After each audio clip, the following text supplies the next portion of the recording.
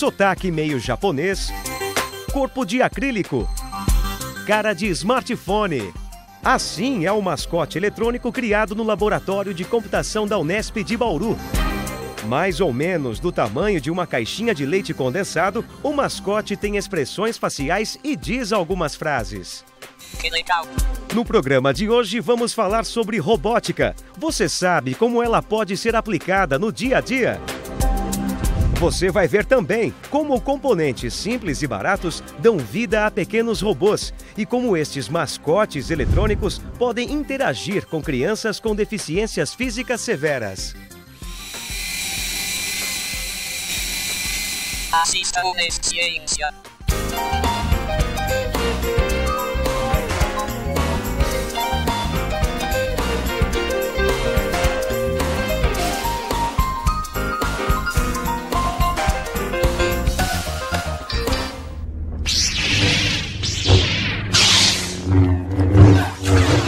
Quando falamos de robôs inteligentes, logo lembramos de clássicos do cinema consagrados e até adaptados, como os robôs R2-D2 e C-3PO, que ajudaram Luke Skywalker a derrotar o vilão Darth Vader em Guerra nas Estrelas. Eu só queria que o mestre Yoda pudesse me ver agora. Ver você eu poderia, se sentado em mim você não estivesse. Eu sinto muitíssimo, mestre. No filme, eles tinham a capacidade de enxergar, conversar, andar sozinhos e até tomar decisões. Bem-vindos, Jedis do Amanhã. Eu serei o seu guia. Meu nome é C-3PO e este é o meu colega R2-D2. Venham comigo, por favor. Mas você sabe de onde vem a palavra robô? A palavra robô vem do tcheco robota, que significa trabalho forçado, e teve origem numa peça do dramaturgo Kerol Ilapek. Na peça, existia um autômato com forma humana capaz de fazer de tudo.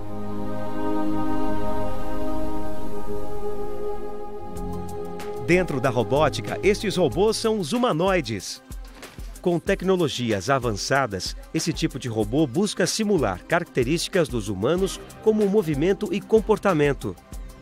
O objetivo dos pesquisadores é integrar máquinas e processos para desenvolver o que chamam de inteligência artificial.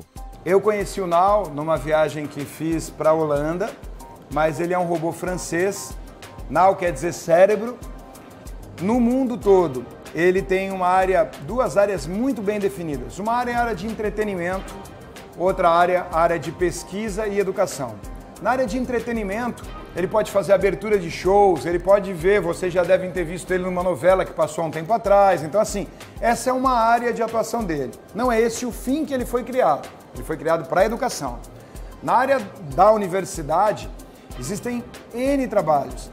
Na área de pesquisa, de desenvolvimento, na área de matemática, na área de inteligência artificial, na área de programação, na área de robótica. Contando cada articulação no meu corpo, eu tenho 25 graus de movimento.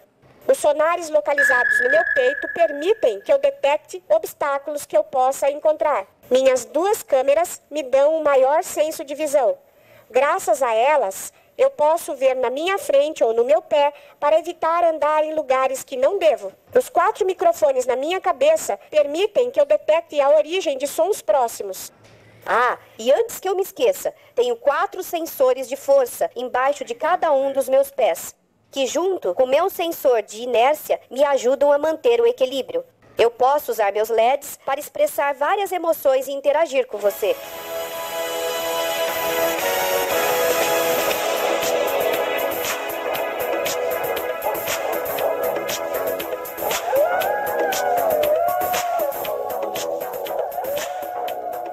Além da inteligência artificial, os robôs são importantes em diversas áreas. A ciência define a robótica como o estudo e a manipulação de robôs. São equipamentos baseados em tecnologias computacionais, projetados para executar atividades que facilitam o trabalho dos homens, como movimentar materiais, peças, ferramentas e outros dispositivos. São movimentos variados e programados para a execução de uma infinidade de tarefas. O setor industrial foi o responsável pela maior evolução nessa área nas últimas décadas, juntamente com a medicina. A área da robótica a gente de maneira simples, né, pode dividir em duas grandes sub-áreas, que é a área da manipulação e a área da mobilidade. Na área de manipulação, como o nome diz, tem a ver com tudo aquilo em que o robô ele vai interagir com o ambiente para poder efetuar algum tipo de tarefa. É o caso dos robôs manipuladores em linhas de produção. É importante realçar que os robôs manipuladores em linhas de produção, eles são previamente programados para poder realizar aquela dança que eles fazem, né? Quer seja soldar chassi de carros, quer seja realizar pintura, eles são previamente programados para poder realizar aquilo. A outra parte da robótica, que seria a parte móvel, aí tem todo o conjunto de veículos, que são veículos que se deslocam no ambiente, por meio de rodas, por meio de pernas, podem ser veículos que se deslocam no ar, que são robôs aéreos, né? Como também podem ser robôs subaquáticos, aqueles que se deslocam em meio líquido, né? No próximo bloco, vamos conhecer o grupo de pesquisadores que está desenvolvendo mascotes eletrônicos que interagem com crianças com deficiências físicas severas. Que legal, que susto. Cansei. Eu não sei pilotar essa coisa. Sou um droide de protocolo, não um piloto.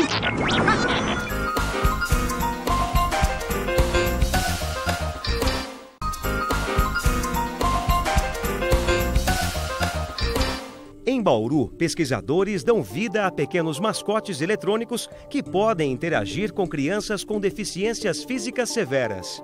Bom, o nosso projeto é um projeto em parceria com o pessoal do Espírito Santo, né, os pesquisadores de lá, da Universidade Federal do Espírito Santo. É um projeto que tende a atender as crianças com deficiências severas com o uso da robótica. No nosso caso específico, nós desenvolvemos os robôs e as habilidades desses robôs para ajudar nesse contexto. Mas você sabe como são desenvolvidos estes robôs? O desenvolvimento dos robôs móveis são baseados em vários aspectos, né? Um deles é o custo, claro. A gente sempre busca no desenvolvimento esse baixo custo. Isso significa usar componentes encontrados no mercado nacional sem necessidade de importação. Um outro aspecto é o ambiente onde esse robô vai trabalhar. Por exemplo, no caso específico desses robôs, eles trabalham em ambientes onde o piso ou o plano sem nenhuma irregularidade. Isso mostra, pelo menos, como que deve ser o caminho a ser tomado quanto ao sistema de tração desses robôs. No nosso caso, nós usamos rodas. O aspecto é bastante importante porque essas crianças elas têm uma certa dificuldade no relacionamento.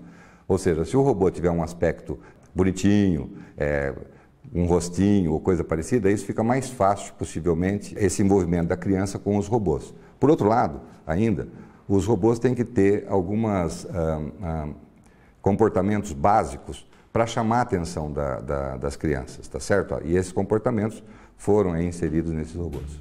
Os mascotes eletrônicos também despertam motivação para a interatividade. No caso desses robôs, se você deixar um tempo sem jogar nenhum comando para ele, ele faz algumas atividades na frente da criança, chama atenção, gira, enfim, tenta chamar a atenção como se fosse um pequeno animal para depois trabalhar em conjunto. Nesse primeiro instante, nós colocamos 3 comportamentos básicos. A fome, que é, na verdade, as baterias descarregadas e ele precisa ir até um dock para poder fazer a recarga dessas baterias. O outro é perambular pelo ambiente, como se estivesse fazendo nada ao léu, tá certo? E outros que poderiam vir, que ainda nós não colocamos. Isso é feito em camadas. A partir do instante que ele chama atenção, e aí a criança, no caso, é despertada para isso, é um grau de interação.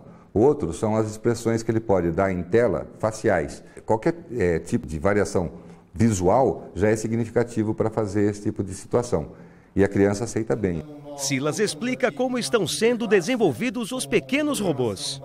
A ideia é aproveitar os dispositivos que estão embarcados dentro do smartphone, como a própria tela de sensível ao toque, que pode tanto mostrar uma imagem de um rosto para a criança, quanto sentir, né, se a criança tiver essa possibilidade, o toque, né, na tela. Ele tem também um microfone para capturar fala, tem os alto-falantes para sintetizar uma fala ou sintetizar um som, não necessariamente semelhante à fala, né?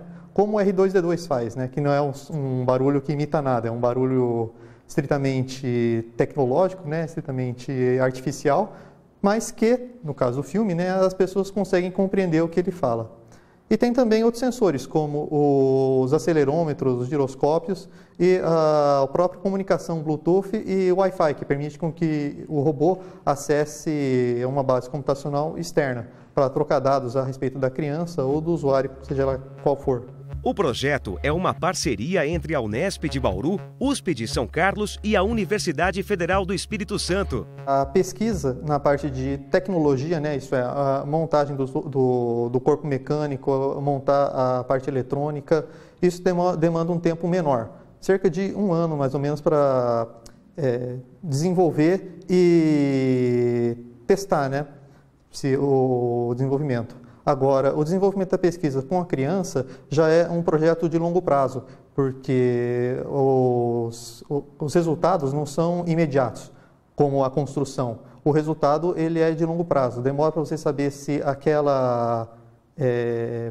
abordagem que você está empregando é satisfatória ou não. Porque o mesmo artefato, no caso o robô, ele pode ser aplicado de várias formas diferentes no cenário de reabilitação. No caso da pesquisa do Espírito Santo, eles estão mais aplicados numa parte de inclusão social. Então, você tem a criança que sente dificuldade, né, em se relacionar com o mundo, pensando que ela é incapaz de, sozinha, tomar as suas ações. Então, lá eles colocam o robô para servir como se fosse um avatar dela, né? O representante dela no mundo real. Aqui em Bauru nós desenvolvemos a parte tecnológica, né, do processo que envolve os robôs. Lá no Espírito Santo eles desenvolvem tanto a parte dos sensores que são colocados nas crianças, quanto o próprio teste com essas crianças, porque eles já têm esse convênio com a entidade para realizar os testes. Então, nós ouvimos, né, os requisitos dos pesquisadores de Vitória, implementamos o robô e enviamos para eles fazerem os testes. Outro mascote eletrônico criado pelo grupo de pesquisadores é o 14 Bis. Ele tem este nome porque seu formato lembra aquele famoso avião. O 14 Bis está sendo testado para interagir com crianças com deficiência física severa. Isso aqui é um sensor desenvolvido pela Universidade Federal do Espírito Santo. Ele tem um acelerômetro, que serve para medir a aceleração em cada um dos 3 eixos.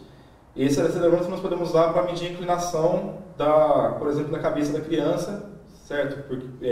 Com base na aceleração da gravidade.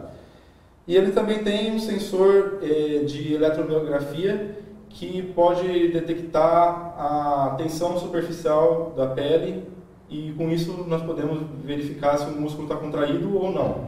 Uma das funções do 14 Bis é ajudar crianças a desenhar. Mas além das funções lúdicas, terapêuticas, de trabalho e de entretenimento, os robôs também podem ser usados na área de educação.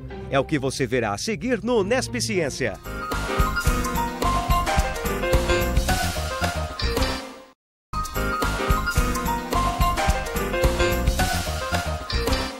Os robôs estão presentes em pesquisas lúdicas e terapêuticas, no mercado de trabalho, no entretenimento e, claro, na educação. Esse robô aqui, apesar de nós estarmos utilizando ele para trabalhar com crianças com deficiência motora severa, ele não necessariamente é desenvolvido só para esse fim. O corpo dele está voltado a um ambiente, a um cenário de educação geral. Então ele poderia ser usado também para outras aplicações, como o ensino de matemática, física ou da própria robótica. Essa daqui é uma aplicação feita para o robô trabalhar num contexto de educação. Então, nós colocamos aqui uma interface, né, com programação baseada em blocos, para que a criança não precise conhecer qual é a linguagem de programação escrita, como, por exemplo, esse código aqui que é gerado pelo sistema. Ao invés da criança ter que decorar todos os comandos da máquina, ela vem em programa num ambiente mais simples, que é a programação visual. Uma vez completado o programa, ela simplesmente clica aqui em rodar e o robô começa a executar o programa. Veja agora outras formas de aplicação da robótica na educação. A importância da integração com as matérias de sala de aula é mesmo o desenvolvimento integral do aluno. Eles não ficam só na parte de aprender, decorar e não saber para que aplica. né? Eles têm a vivência de que o que eles estão aprendendo em sala pode ser aplicado na vida, é aplicado na vida da gente. A robótica educacional é utilizada nas escolas com o objetivo de estimular a criatividade e a aplicação de conceitos de várias disciplinas, principalmente física, matemática e geografia. Para fazer até uma conta matemática, você usa um pouco da programação, que vem da robótica. Então, e você usa a matemática para programar. Então, no dia a dia, você pode ver as coisas de uma maneira mais clara. Toda criança tem aquela curiosidade, né? Desde cedo eu estava mais para desmontar do que para montar as coisas. Bater desses negócios, tá? Aí, então, ano passado, quando o Dimitri, que é nosso professor, veio lá na nossa sala e falou disso, eu disse, caramba, isso é bacana. Eu vejo a robótica não só como estudo dos robôs, não só como uma forma de aprender física, química, matemática, não só como aprender engenharia ou programar. Eu vejo na robótica uma oportunidade de aprender valores também. A robótica tá na evolução do mundo, tá no crescimento de toda a tecnologia que a gente tem no Brasil, que a gente tem em todos os países. Tipo, eu acho que a robótica aqui começa com uma iniciação para as pessoas gostarem mais da robótica e assim movimentar o futuro do país. Os robôs podem estimular a criatividade e a integração entre os estudantes. Por isso, escolas públicas e particulares em todo o país, aos poucos, vêm incorporando os robôs nos processos educativos. A robótica ela é essencialmente, de nascença, interdisciplinar. Ela consegue aglomerar ao seu redor a matemática, a física, a ciência, a língua. E quando a gente percebeu esse potencial, a gente começou a criar na escola um ambiente em que os professores e alunos juntos pudessem estar nessa grande troca. Eles querem desenvolver, eles imaginam trabalhos. Assim, a gente teve muita surpresa com trabalhos voltados para a utilização de um aluno deficiente que tem na turma, que tem baixa visão, entendeu? Um outro aluno que pensou numa bicicleta que pudesse ser iluminada à noite para segurança, mas sem utilizar energia elétrica, usando energia eólica. Então, assim, a criatividade e o interesse deles é muito grande. Que problema você vai solucionar com o uso da robótica e da tecnologia? Então, na hora que tem uma pergunta, você tem um aluno que abre no aluno o desejo de resolver aquilo. E quando esse desejo é aberto, abre o desejo de aprender, abre o desejo de troca. Sai do pedestal, a gente vai pesquisar junto com o aluno, que o educador tem que aprender a aprender nessa nova forma e, consequentemente, o aluno vem junto com ele. Em algumas escolas e universidades, os alunos são estimulados a produzir seus próprios robôs e mostrar suas ideias em congressos e eventos como Robotic Strands. Nosso projeto é a bengala de sensores, que é uma bengala adaptada aos deficientes visuais. Tivemos a oportunidade de entrevistar 20 deficientes, todos eles com várias ideias, gostaram muito do nosso projeto, da iniciativa que tivemos de ajudá-los. Esses encontros promovem a troca de conhecimento entre estudantes de todo o país. Além de facilitar os meios de produção e a vida cotidiana, a robótica tem se mostrado um ótimo elemento lúdico para mobilizar a educação. Quando a gente trabalha com robótica, você se sente meio Deus, né? Porque você cria uma criatura e faz com que ela passe por vários estágios de desenvolvimento em curto espaço de tempo.